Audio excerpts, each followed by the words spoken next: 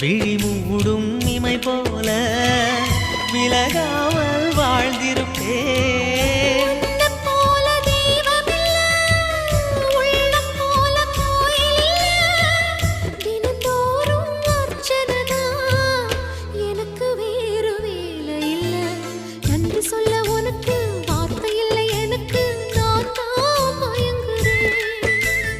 என்னுடைய மனச தந்து விட்ட பிறகும் ஏம்மா கலங்குற?